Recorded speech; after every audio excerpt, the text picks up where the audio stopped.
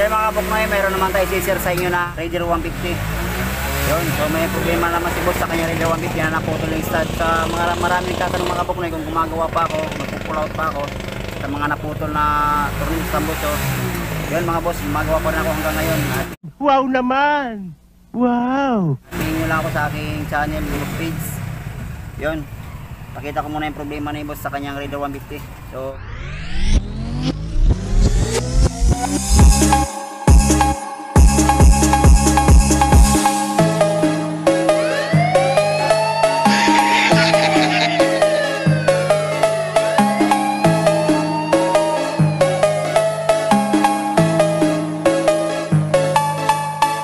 kaya makabok na ito na yung problema ni boss sa kanyang Raider 150 na naputol yun sa may stand. Sa mga nagtatanong pala kung nagbabaklas pa ako, nagpupull out pa ako na hindi na kailangan baklasin yung makina, yes mga bossing, i-PM nyo lang ako sa aking YouTube channel. Sa mga nagtatanong pala mga kabuknoy na minsan lang ako makapag-upload o di na ako nag-upload, so kung sobra tayong busy kasi, kaya yun ang yun ang siyempre pagod na rin, hindi na ako makapag-edit, hindi na ako minsan makapag-video. Yun ang gagawin natin mga kabuknoy, yung pull out na hindi na kailangan baklasin yung cylinder head para iwas na rin gastos, iwas na rin baklas makina. Yung bali mayroong isa pa na naiwan dito sa kanyang stud, try natin i-pull out na sa socket na hindi mapuputol. Ayan o. Yun, so impakin muna natin mga kabuknoy.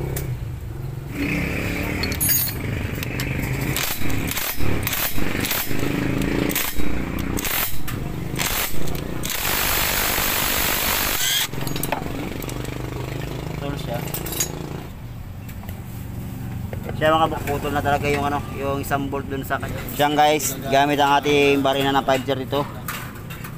Ayan, so ito yung umpisa natin na barina dito sa kanyang cylinder head. Ayan, sa kanya next natin yung yung 7mm. Yun o. Ayan, so umpisa natin barinahan mga kabuknoy.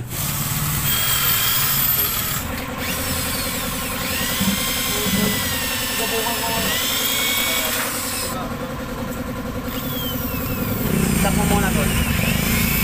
Tol. Tol.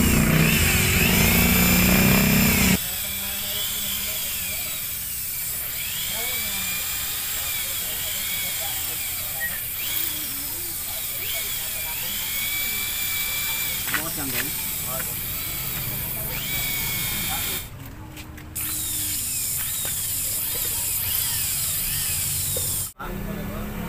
Nakita.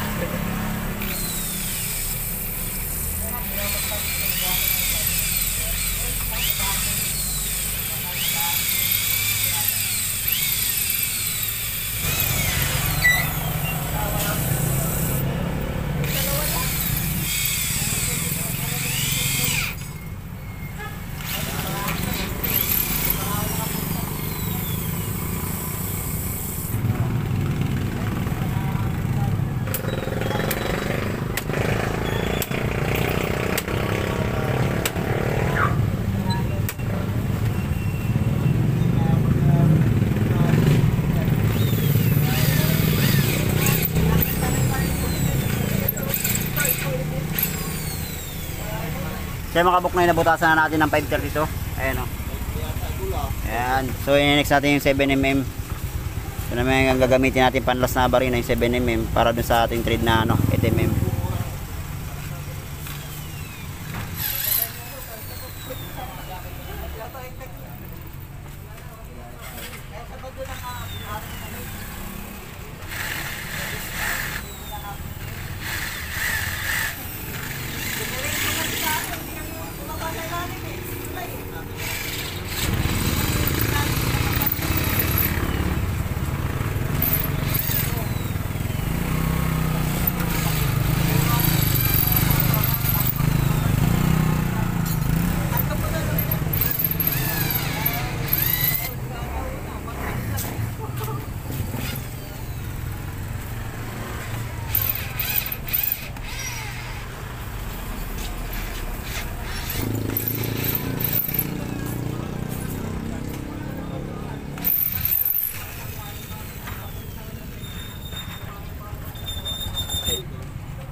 Balitan na busing.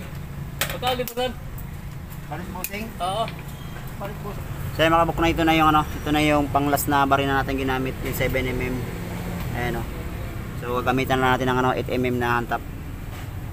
Yung so maghahantap na tayo mga kabuknoy.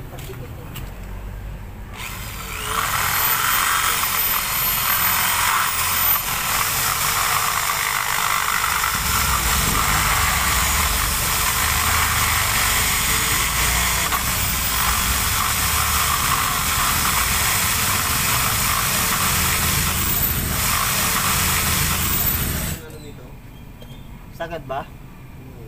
Sagad eh. Tanggal na yung stock. Hindi pa yan nabubuksan eh.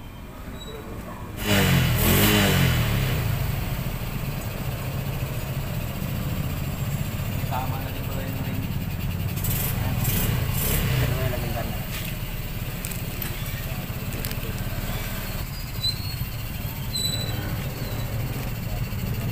Og si mga kabukloy.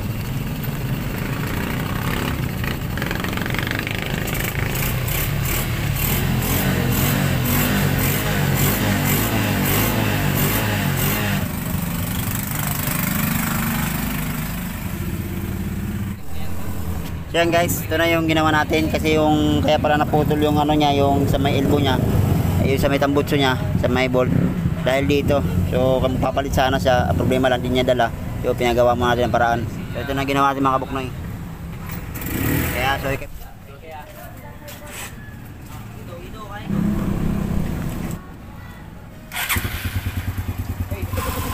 So yan guys, so na yung ano, yung Raider 150 na pinulot natin.